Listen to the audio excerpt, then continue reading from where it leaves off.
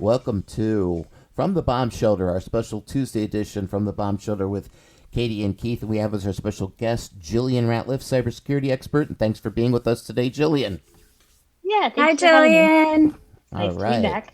Yeah. Well, we're here to talk about what they're now calling Signalgate. I hate those gate suffixes. But anyway, so in case you didn't know, our war plan for bombing Yemen was transmitted on a multi-participant signal chat. It's been all over the news. And actually, we have a video just to kind of introduce things off here. Let me go ahead and play it.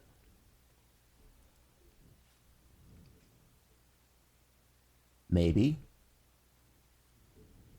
They start sharing congratulatory texts, including emojis, fist emojis, fire emojis, American flag emojis with each other, so that was the day that I realized, oh, this is possibly, unbelievably, the leaders of the United States discussing this on my messaging app. And just, can you give us a sense of your reaction in that moment that you realize you are that fly on the wall in this very critical conversation?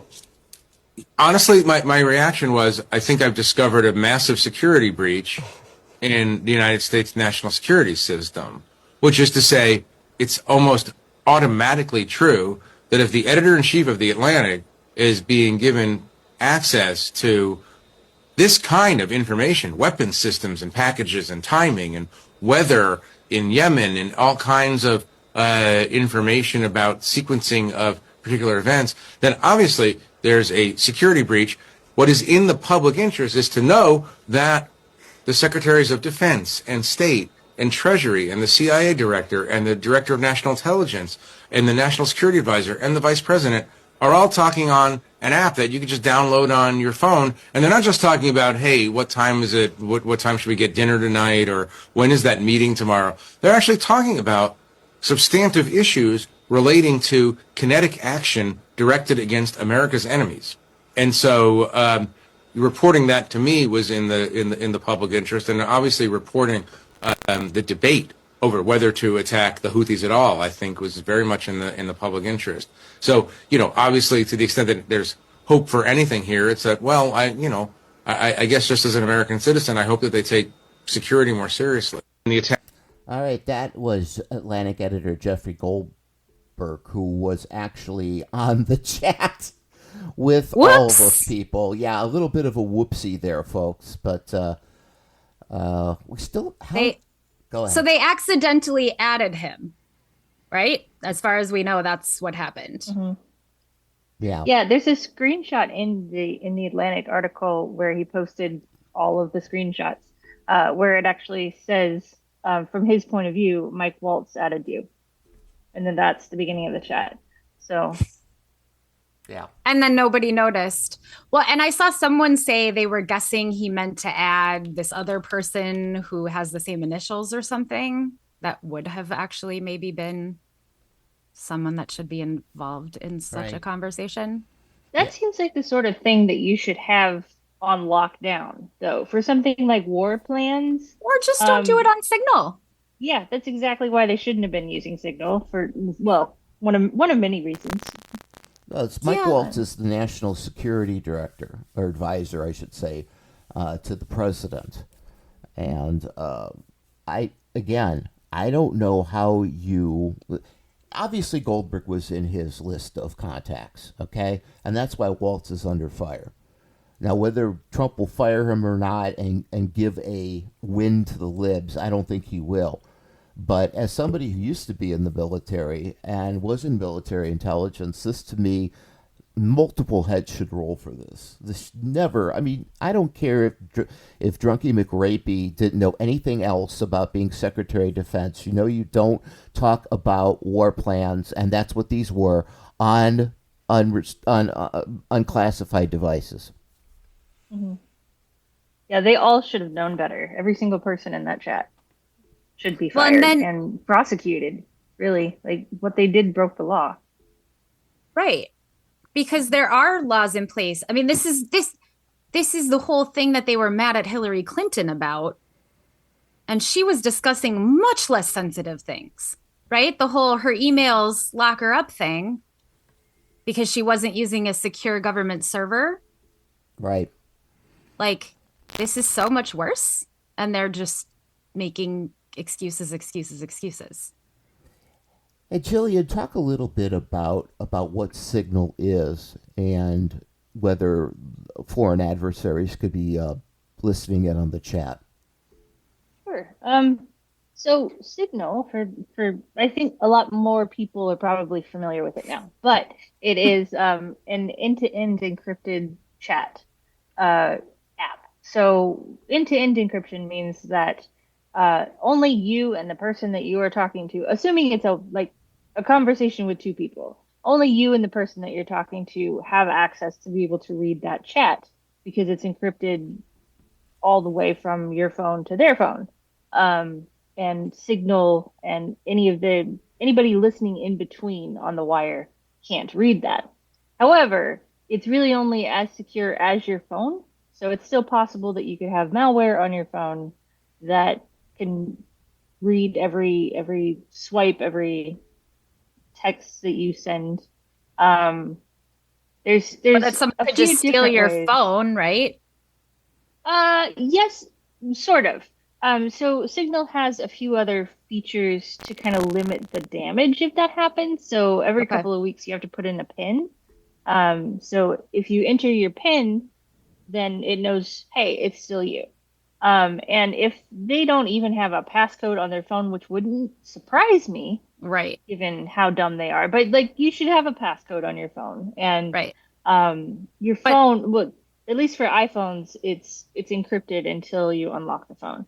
So okay. Oh, okay. It's actually really hard to break into the iPhone encryption, but Androids I'm not sure about. But yeah, I use a fingerprint on Android. Oh yeah, you said last time we talked about Signal, Jillian, which it's funny because we were talking about civilians using Signal for digital privacy, security, protection a few weeks ago on the podcast, and one of your tips that you pointed out was to turn off the preview settings on the app because yes, the messages are encrypted, but the default when you download the app is that it shows previews, right, of the messages. Yeah, and I'm not quite sure about that. So on a recent thread, somebody actually sent a screenshot of the CEO of Signal saying that the message notifications are also encrypted, and I'm not quite sure how that works. So that's in question. To be safe, I have mine turned off. I don't have the message previews. But also, like, just having a phone out, somebody else could see the message. So even if it's encrypted, if someone else has access to your phone, they could still see. They could see it when it's unlocked, in theory. And like you said, these people are not the smartest. They're not. So I'm willing to bet that they haven't taken all the precautions that I have. And the turning off the message notification previews is definitely a good extra layer of defense because if you're in a coffee shop and you just leave your phone sitting there, anybody could look over and see message notification preview. So I'd like to have those turned off. And also you try not to accidentally add the editor-in-chief of The Atlantic to your chats? I do try and succeed at that because I don't have his contact info. Oh, yeah. I have to wonder how many other reporters Waltz has on his Signal speed dial, if we can call it that. Probably none now. or did, you know. Yeah. You know, probably the New York Times, Washington Post, God only knows. I mean, this guy, they're dumb and they're sloppy, which is... I've seen people point out how lucky it actually was that he did an Atlantic reporter because The Atlantic is owned by a woman. And women billionaires are more ethical. They are. Well, and how many other Signal chats don't we know about? This is just the one where they added an Atlantic reporter. He could have added anybody I'm sure he has a few Russian contacts in his phone. Probably. Just saying. So how much information are we leaking to Russia? Well, Either so on purpose or accident. Like, who knows? Yeah, on purpose, right? They've all tried to say and are continuing to say, as if we're stupid, that there was nothing classified in that discussion. There definitely was. I know, Jillian, you pulled some quotes now that the transcript has been released, but I first wanted to talk about the people who have perjured themselves about this already. So National Intelligence Director Tulsi Gabbard, everybody's favorite Russian asset, when questioned under oath by Senator Mark Warner, who's the Intelligence Committee Vice Chair, said that there was nothing, no classified material was discussed on the chat. And we have a video of this. Yeah, we have the receipts. Here they are. This is under oath. Under oath. She's being questioned by Congress. Participate in the group chat with Secretary of Defense and other Trump senior officials discussing the Yemen war plans? Senator, I don't want to get into the specifics. Ma'am, were you on? You're not going to be willing to address. So you're not. Are you denying? Matt, will you answer my question, ma'am? You were not TG on this group chat. I'm not going to get into the specifics. So you refuse to acknowledge whether you were on this group chat. Senator, I'm not going to get into the specifics. Why are you going to get into the specifics? Is it because it's all classified? Because this is currently under review by the National Security Because Council. it's all classified? If it's not classified, share the text now. As the White House previously Is it classified or non-classified information on this text? I can confirm. Director Ratcliffe, were you on the group chat?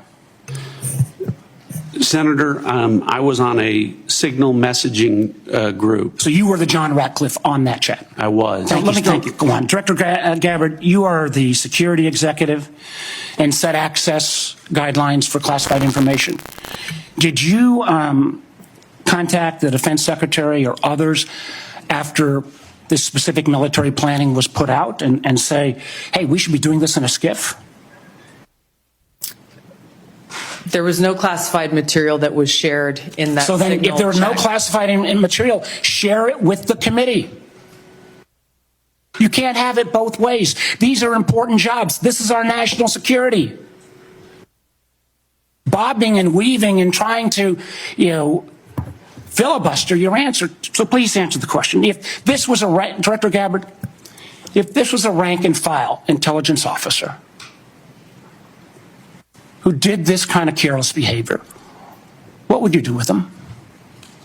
Senator, I'll reiterate that there was no classified material that was shared in that. Ma'am, if there's no classified materials, share. And then if there's no classified materials, then you can't even answer the question.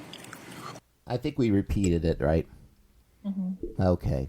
No, she just keeps repeating herself. She just keeps repeating herself, right? I don't know where it ends and where it begins, but I think we definitely heard enough on that particular clip that. Well, and I think it went maybe later, because it is kind of a long back and forth.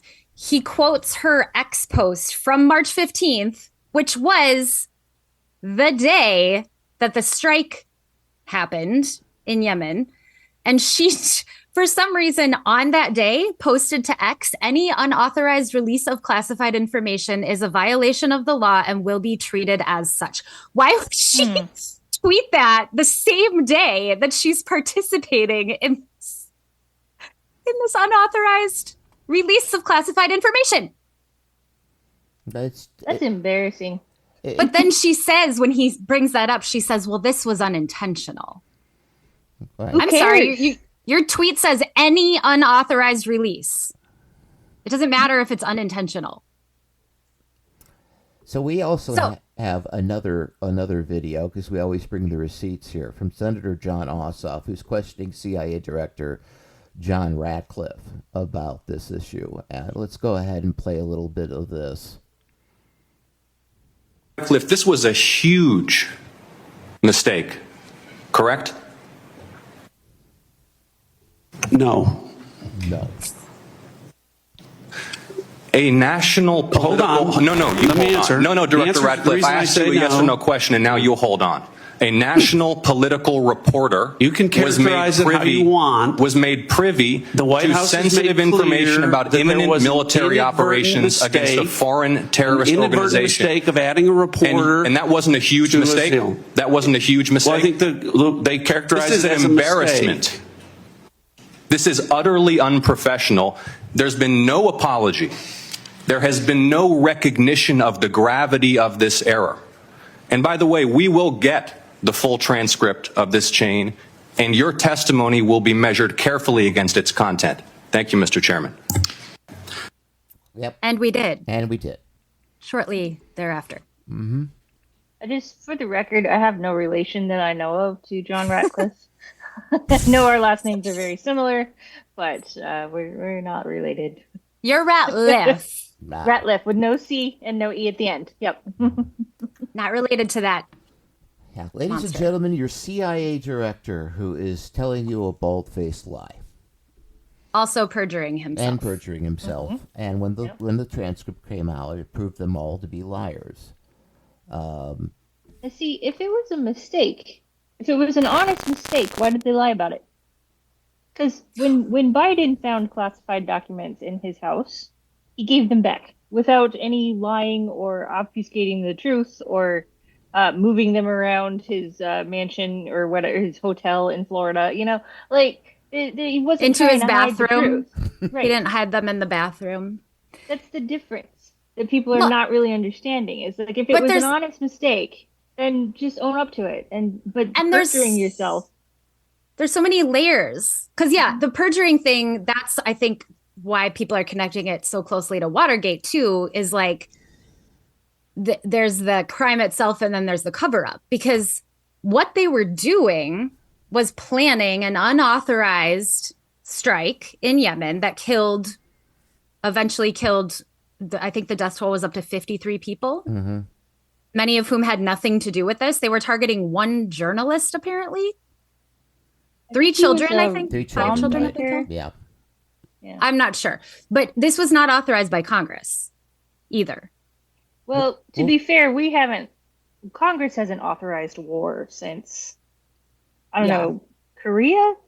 Like maybe World War II? It's been a while. December 10th, 1941, I think. Okay, World War II was the last time that Congress authorized war. So Korea, Vietnam, Iraq, Afghanistan, all of that was not authorized by Congress. So we normalized that a long time ago. What I want to know is whether or not the president even knew about it, because he has said multiple times he didn't know anything about this Signal chat. He also doesn't seem to know what Signal is. He said I'm sure he something to doesn't. the effect of, "Oh, well, they added the journalists to the phone call." Phone call? It's not a phone. But he wasn't on the chat and doesn't seem to have any knowledge of the chat. So who's really running the show? Well, they all. We all know it's not him. I read an analysis that said that may have been a part of an attempt simply to keep Trump out of the loop on these operations. Because if Trump was in the loop on these operations, he would try to meddle with them. And they don't want him to meddle with them. So they're keeping the president out of the loop of this national security information when we're bombing another country. It's amazing. Well, he's also, I mean, and how much of that is because they know he's a dementia-addled psychopath. That's exactly what it's about. Not that they're not psychopaths, but like they don't like he just makes everything Not all psychopaths are created equal. Is what I think we're trying more to say here. complicated. You're right. Well, and so then I loved when John Ossoff said in that clip, "We will get the full transcript of this chain and your testimony will be measured carefully against its content." So they didn't think that Jeffrey Goldberg would actually release this, and he called their bluff. And of course, he had to do that with the blessing of the Atlantic's owner, which is thankfully someone who was, willing to take that risk. So, Jillian, I know you went through the transcript and pulled out some particularly sensitive quotes. Yeah, there are some highlights here. So the really sensitive information that they should definitely have not shared on the group chat was the exact time that the F-18 fighters were taking off and the window, the strike window. that they were going to be bombing this building. So that is definitely classified information, or should have been. And Well, yes, and so should not that have been our handled this way. military active service members don't get killed trying and to. the pilots are pissed about this. They've interviewed some of the Of course pilots, they and they're are. very upset. Yep. They should be. So, I can read the exact. Give us quote a for you, dramatic so- reading. A dramatic reading. I will do my best. Pull out your comedic so stand-up this comedy is- chops. This is Pete Hegseth, and I don't know. Let's see if I can do a drunk voice, a deep drunk voice. Okay, so the 11:44 a.m. Eastern time. This is terrible. I'm sorry. Is he Southern? No. No, I don't actually know what he sounds like. I try to avoid watching most of their voices. Just makes me angry, so 11:44 a.m. Eastern time. And Seth posted in the chat in all caps, team update! Frat bro. Let's do frat bro. Okay. What a Hey, Yeah, yo, frat bro. There you go. Yep. Time now, 11:44. Weather favorable. This confirmed with CENTCOM. We are go for mission launch. Yeah! Implied. Implied. He's on his fourth martini by that point. For sure. Yeah, it's 11:44 a.m. Yeah. So of course he's drunk. He started at 7. And then the next message, 12:15 Eastern time. Sorry, that's just part of the message. 12:15 Eastern time. F-18 law.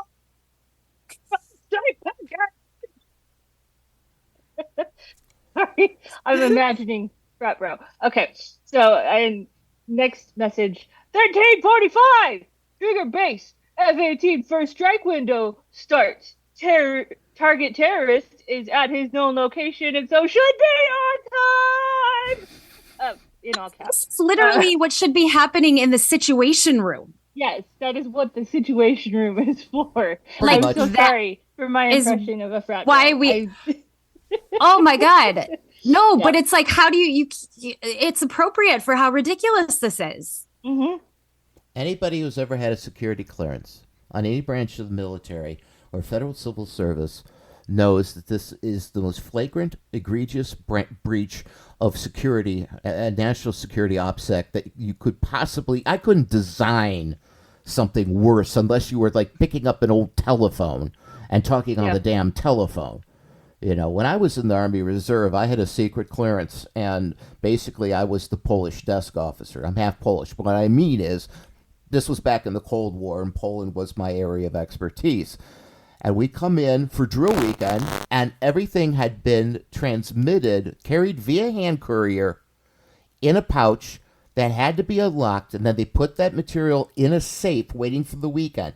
Then when I would show up, they would unlock the safe. I'd sit in a room with everyone else, look at this material, write And my then put it analysis, back. and then everything got put back in the safe to eventually be burned. It just seems basic to me. I mean, we've all seen movies and TV shows too, where they're doing a military operation and it's in the situation room. That's what the fuck it's for. Yeah. I just don't understand. The only explanation I can think of is they were trying to cut Trump out. But Well, the funny there thing is is another. Oh, There go is ahead. another explanation, though. Well, was that the worst of it, Jillian? Was there anything else? There was some more messages after. I don't know if I can. My soul will let me pretend to be a frat boy anymore. Just but, you can read it in your normal. Yeah, read it straight. That's fine. It's too gross. There were more messages after the strike. So 1410 more F-18s launch in all caps. Launch. Second strike package. You know who your 4:15 voice is reminding me of? Is it Barney on The Simpsons? Oh, God. Homer's friend who's always Barney is wasted. drunk. Yeah. Lunch! I'm sure it's Hank Azaria because he does like all the ones. I think Mo Cieslak would have better OPSEC than these guys, though. I will take the compliment though. I love Hank Azaria. If that's Yeah. who you're Yeah, thinking he's of, he does awesome. amazing voices. He does like But half the voices on that show, but anyway. really, yeah. So, 415 strike drones on target, and then in all caps, this is when the first bombs will definitely drop. Pending earlier triggered base targets. That's just gonna be my caps lock voice. Is He's what's just happening. caps locking everything like a 12-year-old. Like, There's a lot of caps. He's oh my probably God. he's probably jumping up and down. Oh, he's so Probably. excited. He's probably He's doing so a beer excited. bong after every bomb drops. Yeah, he's so excited to kill people. Yeah, definitely. God. He's certainly not treating it with the Day-to-day. reverence Gravity. that you would want. Yeah. Yeah. Gravitas. So 1546 F-18 second strike starts. Also, first sea-based Tomahawks launched. More to follow for a timeline. We are currently clean on OPSEC. That's the hilarious bit. Yeah, really. No, they didn't. They did. Yeah. He said we are currently clean on OPSEC. Based with on a reporter what? in the chat. I don't know What if is- he knows what that means. He just probably I'm thinks supposed it to sounds say cool. this. Supposed to say Yeah. this. They say it on Yeah. West Wing. Hmm. He'd know. He's I never think watched everything West He Wing. learned He's never about watched being the West Secretary of Wing. Defense. He learned on television. I really do. I think when he came in there, the whole thing was based on TV and movies to him. He says, "I've seen the TVs and movies. I can be the Secretary of Defense." But then he's not even doing it as well as they do it on fake No, I just military operations. I know we have some other things here about the damage. As he stutters. Sorry. But Oh, wait. go ahead.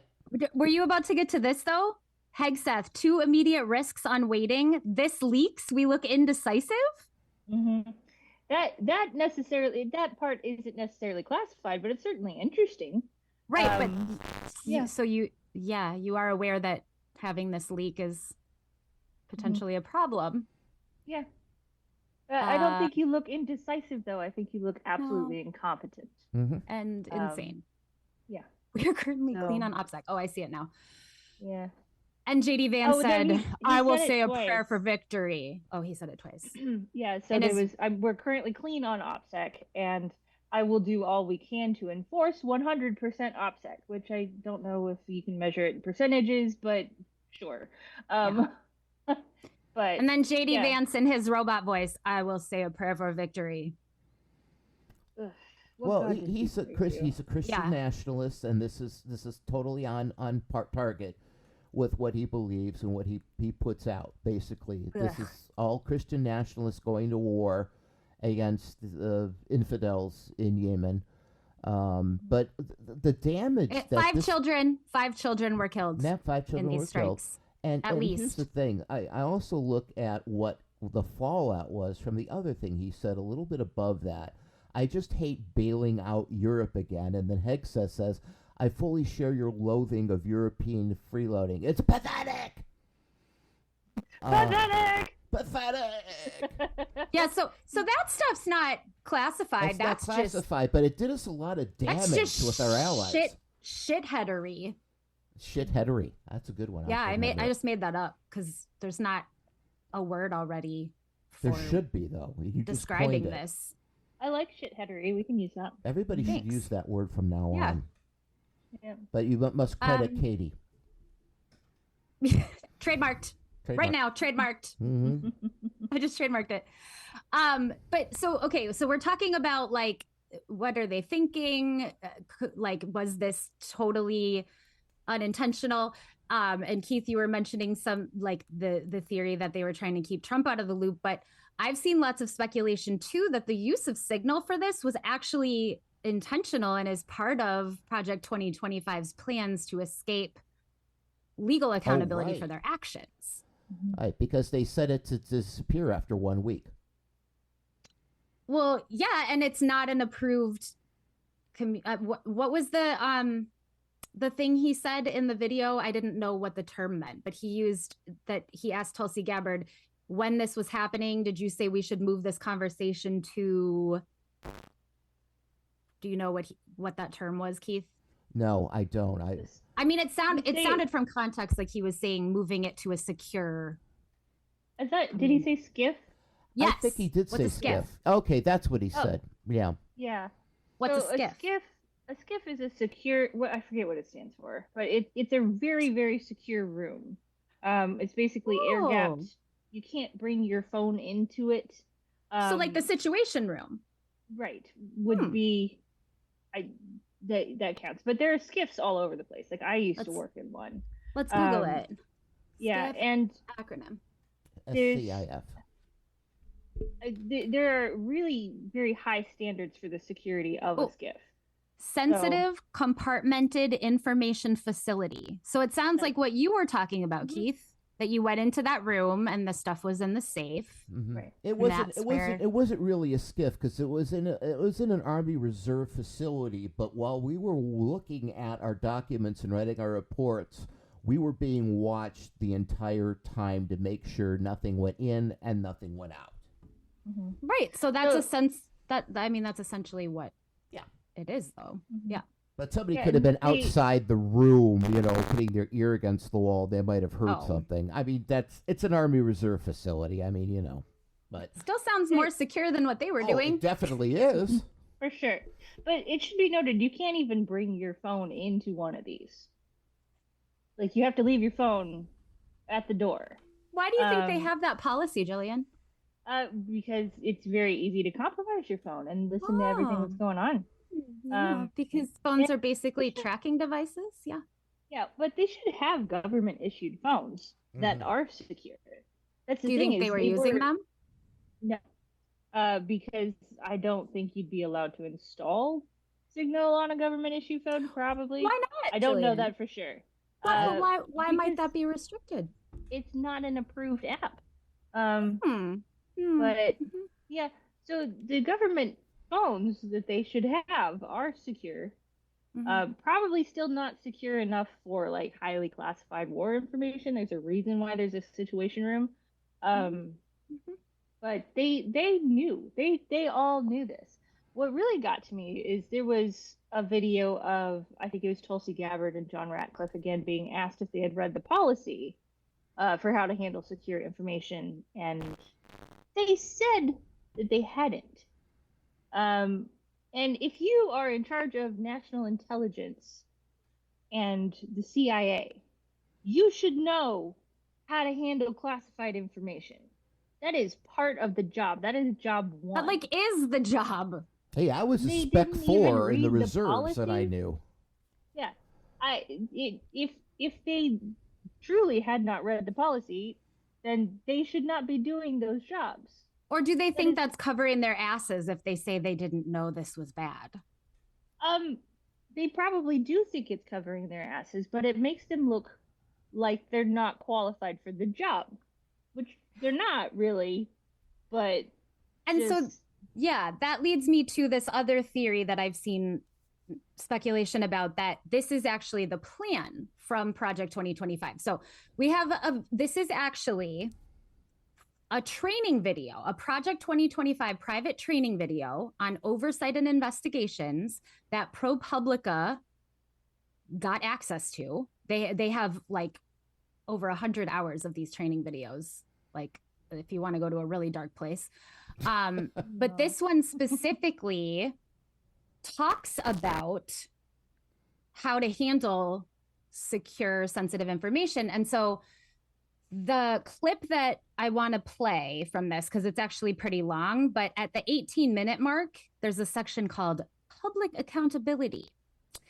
And so it's discussion about the Freedom of Information Act, FOIA, and communicating in ways that make public oversight more difficult, meaning they are trying to make it harder for third-party watchdogs to hold them accountable for doing something wrong or bad.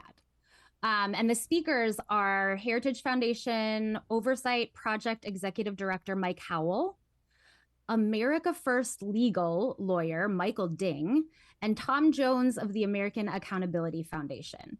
So Keith, if you click on that ProPublica link and go to like the 18-minute mark? 18-minute mark. We can do that. Give me just a second, and I'll just start it right at 18:02. How's that? Great.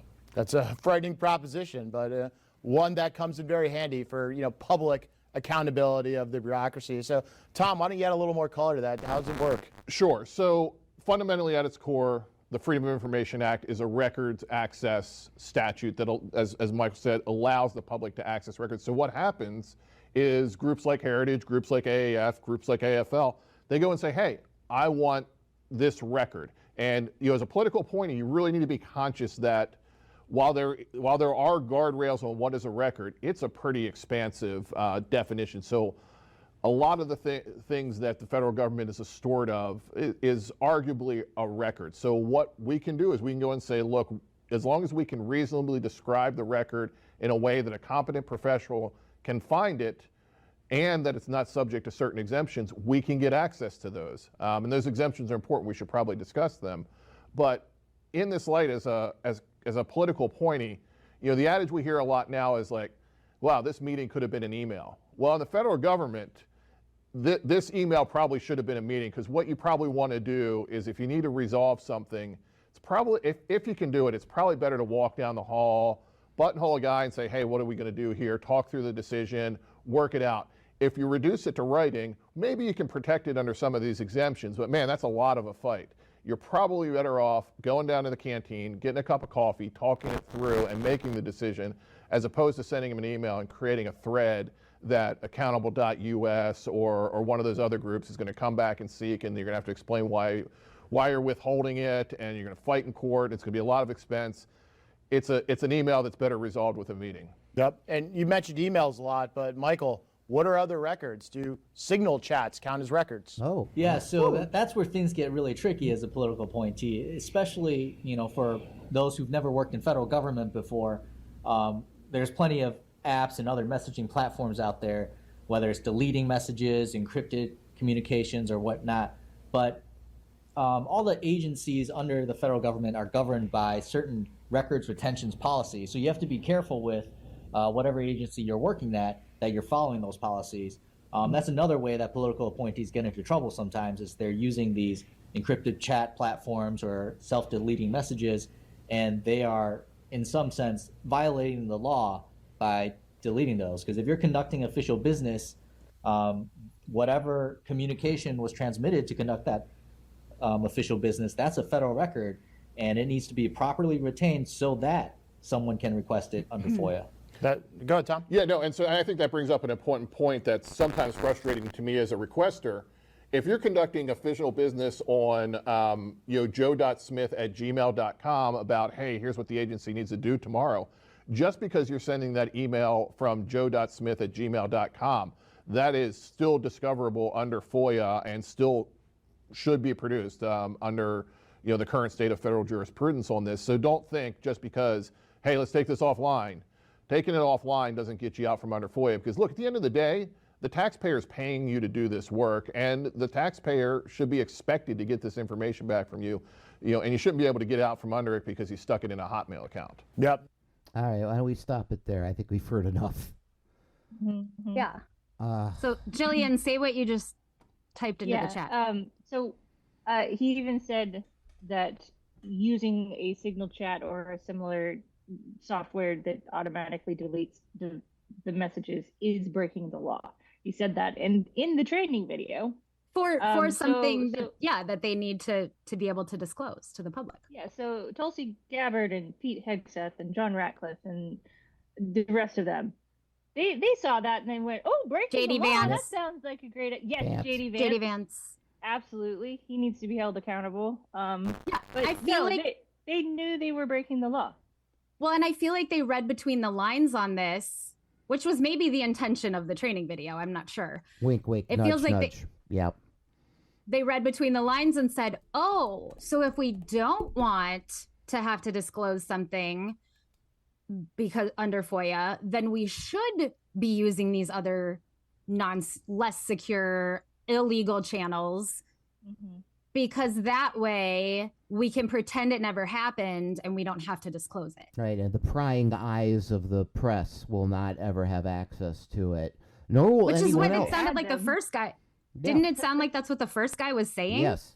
Mm-hmm. I mean, yes, better to secure the information and have the discussion in person so that it can't be leaked or hacked or whatever. But it also sounded like he was saying do that to avoid public accountability.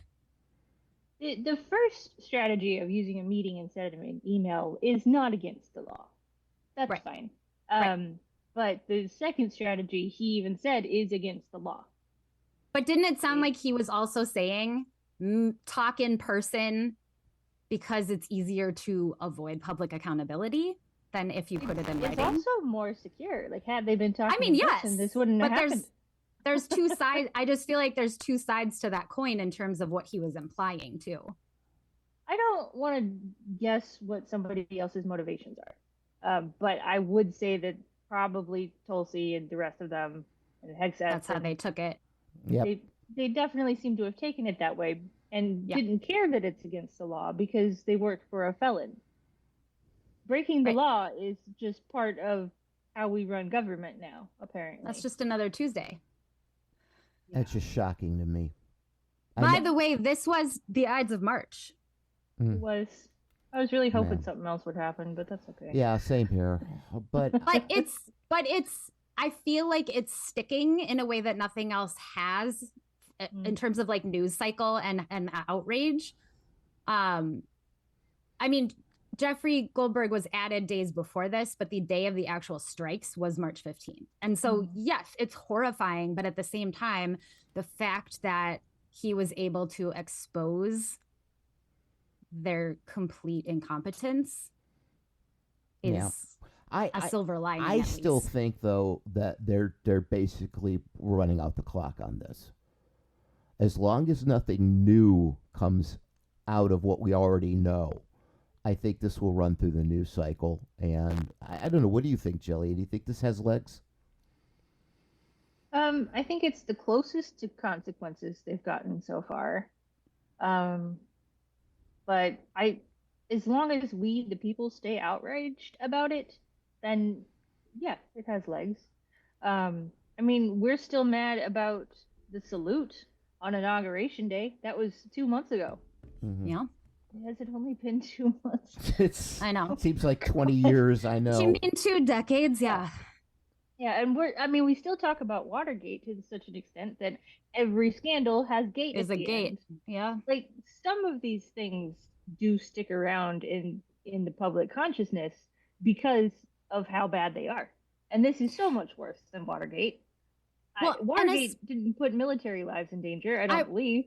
That's what I was going to say. I mean, yes, it was a scandal. It was illegal. It was bad.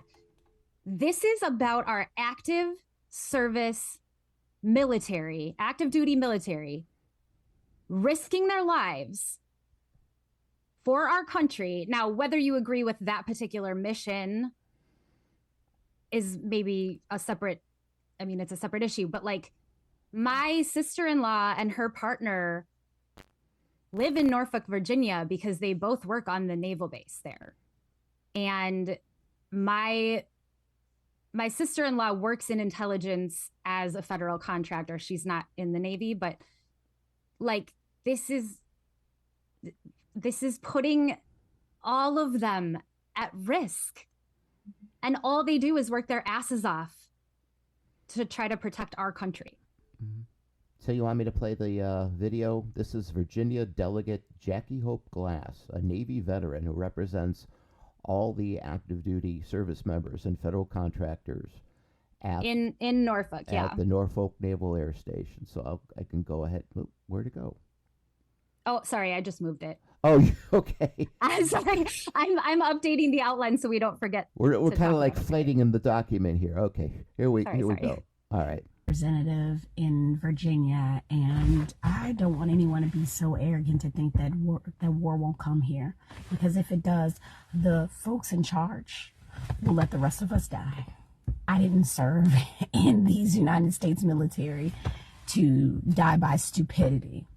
I have watched people lose their security clearance for taking classified material home to study for a test, not paying bills for less than what we're seeing from the current leadership, like way less. So I am trying to figure out why we're okay with the Secretary of Defense treating military strategy like a content for clicks with the bros. I personally held a TSSCI clearance while I was on active duty. And that is not just a title, it's a trust. It means that I am evaluated constantly as to whether or not I'm a threat to national security, not just like in action, but in motive, in behavior, and even in my bank account. And it was never about being perfect, but it was about being accountable.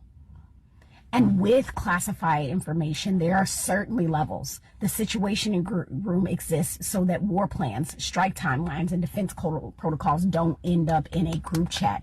We have not seen real war on our soil since 1812, but don't let that lull fall you into a false sense of invincibility. I can only imagine I'm sitting here, a foreign adversary, knowing when, where, how we defend. And that's not a movie, that's like checkmate. If they know what we'll do before we do it, America as we know it doesn't survive it. I think that we should all be determined and not scared. Determined, quite frankly, to undermine every act that compromises national security, including calling it out, demanding consequences, refusing to let political theater put our lives at risk, because that is what is happening. To be fair, to be honest, real protection of these United States is boring. It's really boring. It's securing water. It's working grids. It's cyber defense. It's food integrity. It's staying off X to talk strategy or group chat and getting back to secure rooms behind closed doors. It's boring. It's not freelance work. So I'm going to say this again in case you missed it.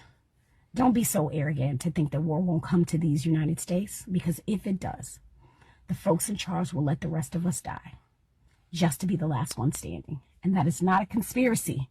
This is what I've seen, and I didn't serve to die by stupidity. Okay. That's pretty heavy. Pretty heavy. And I agree with her 100%. She's talking about accountability. Yep. And so again, she's saying we have to hold them accountable. On March 26th, Congressman Jerry Nadler did a press release calling for Gabbard and Ratcliffe to be prosecuted for perjury based on those testimonies that we just listened to. Right. And then Pam Bondi said we're not going to do that, so that died. Why is it up to her? She's the Attorney General. Can't Congress? Oh, they could. In contempt or impeach. I don't know if you can impeach cabinet members. I don't actually know that, but don't they have any recourse? You can put them in prison. That would be great. Yeah. For breaking multiple laws.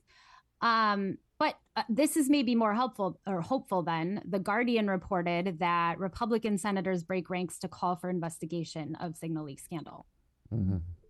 And that is actually great news. That's more hopeful. That was as of the 26th. Was that the same day as the? Yeah, same day as the press release, I guess. So I don't know what has happened with that, but. It was Lisa Murkowski was one of them. Trying to figure out who the other one was. I thought it was Sheldon Whitehouse, but oh no, Roger Wicker, who chairs. I was going to say, yeah. I know there was a Republican, a male Congress person. Roger Wicker, who chairs the Senate Armed Services Committee, said he would be asking the Defense Department's IG to investigate the scandal. Everybody's complicit here in the chain of command. And that's what really floors me about this whole thing. Is that everyone in the chain of command is complicit in this. Yeah. I hope, I know that Pam Bondi would never prosecute any of Donald Trump's people, but I keep That's why she's there. Yeah, that's why she's there. But she's there, right, to be the shield for Trump. And to also put targets on the backs of anyone who stands up to him. Right. So what are we gonna do about this? That's the question. That's isn't the it? question. I think honestly, I think the tactic has to be putting more pressure on Republicans in Congress to grow spines. I mean, we know what their town halls have been going like. They stopped doing them in some cases, which Right. is hilarious to me. I know, and then Democrats are taking their places. But there was just, what was the one I just saw a couple days ago where she was getting like drowned out by booze in like a very hardcore red district. I posted about it on Threads. I was one in Indiana. That was, I can't remember her name, but she speaks with a foreign accent. She does. Oh, yeah, like a German.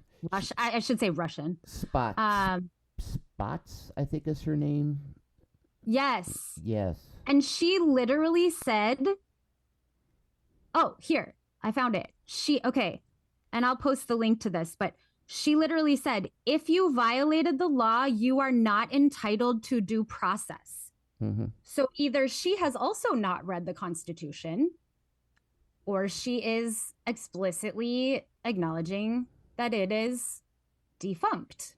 Because that's what our entire justice system is based on. Yeah, how do you prove that you violated the law? Like, well, I guess they think they don't have to prove it. That would be the question. Yeah, I was worried about this back in the day when Guantanamo was the first time under George W. Bush. Like, those prisoners were held without due process, and they excused it by saying, "Oh, well, they're terrorists." But how do we know they were terrorists? I was worried about the lack of habeas corpus back then in the early aughts. And this is just the logical conclusion of what George W. Bush did. Right. And Keith and I were just talking about that with regard to the Venezuelan deportees to El Salvador, too. They're saying, well, we deported them under the Alien Enemies Act as quote unquote terrorists, so they don't get due process. How can you prove that they're really terrorists if you don't give them due process? That's exactly the problem. What Timothy Snyder, the former Yale history professor who's now defected to Canada, pointed out was, they can say that about you too then, even if you were born here. They can say you're not a citizen, and without due process, you have no way to prove it. Mm-hmm. And then they disappear you. Like, that's how fascism works. I just put up the link to, if you want to play the video of her saying, like, if anyone needs to actually hear it. The Threads video? Yeah. One there? Okay, yeah, I can play that. Of Spates, is that how you say it? Sparts or Spates or something like that. I'm not sure. This is her at a town hall.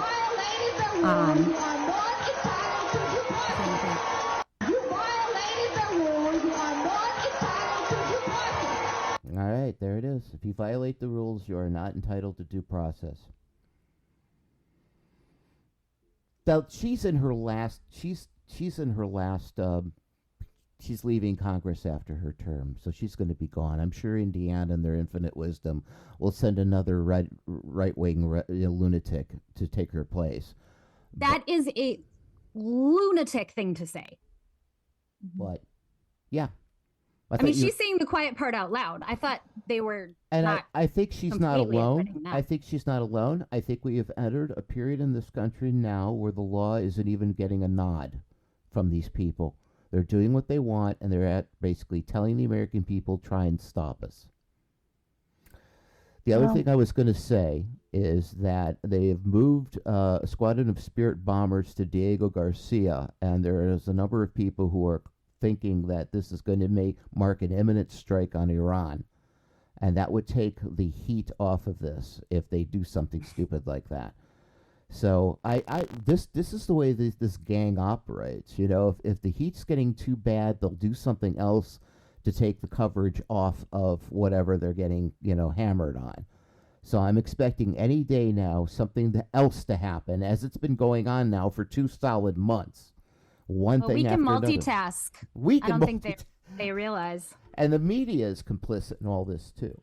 I believe, and they need to hang they need to get their jaws on this like a pit bull, like Woodward and Bernstein did during Watergate, and not let go, and not go on to the next shiny thing the Trump administration throws at them. And that's what I'm worried about, is that they will.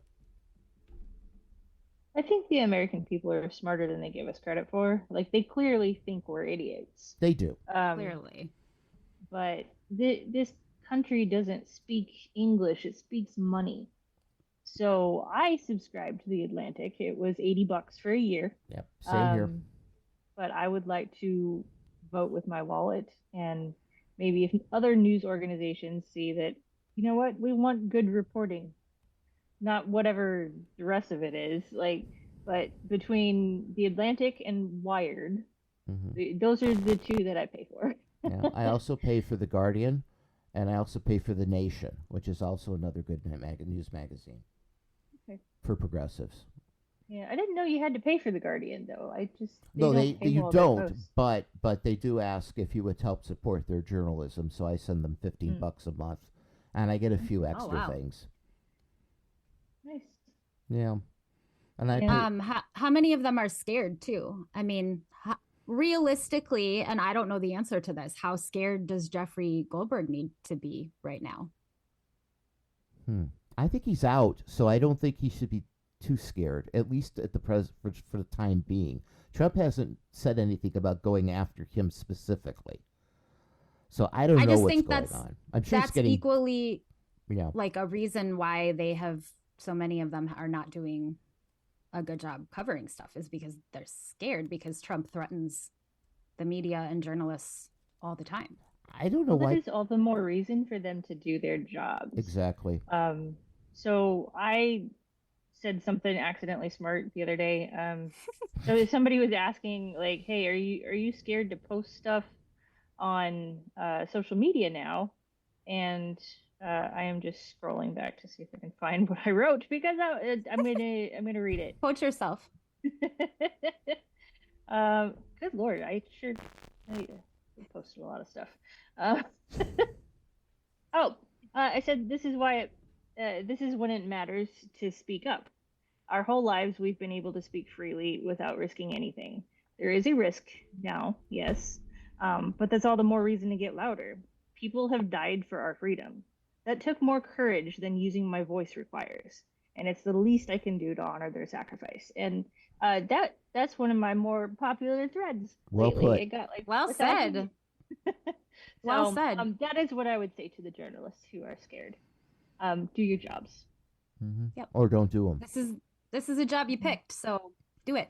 If people like us, what is it they say? Your convictions. Oh my God! Say what you were going to say, Keith. Now I forgot. No, it's like ADHD podcast. It's like what Truman said: if you can't stand the heat, get out of the kitchen.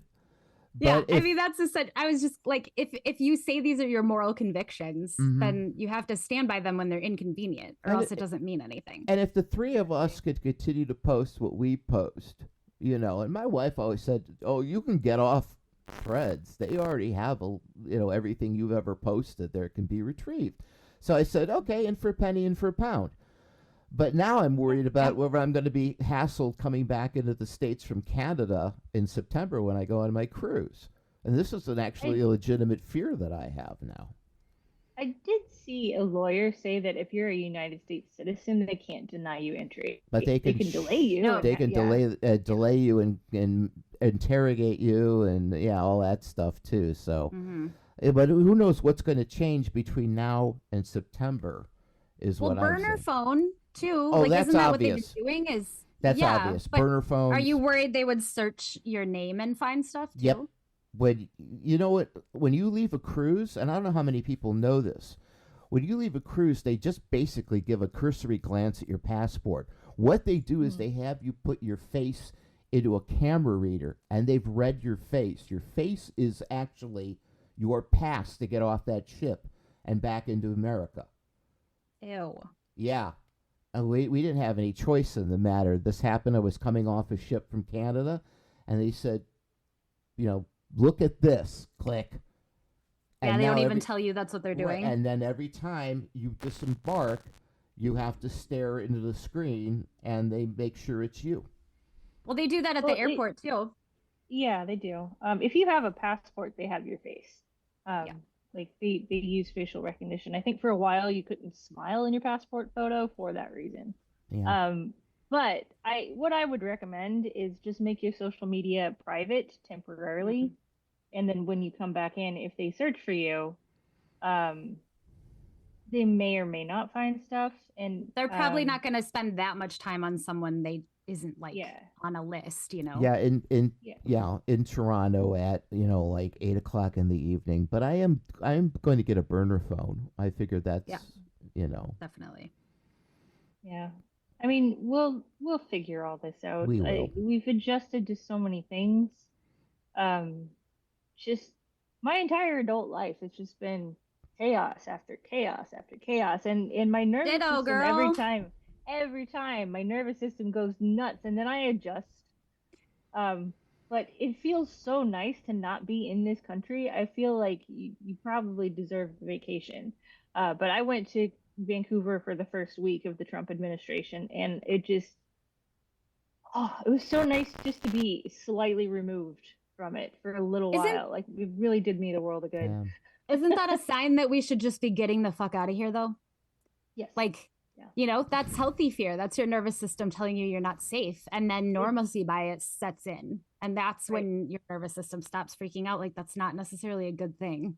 My nervous system still is like low-key freaked out, but the daily panic attacks subside. Okay. But it really is not healthy to be here, and I am working on it. I don't really know what my plan is yet, but I want out. I don't want to be here anymore.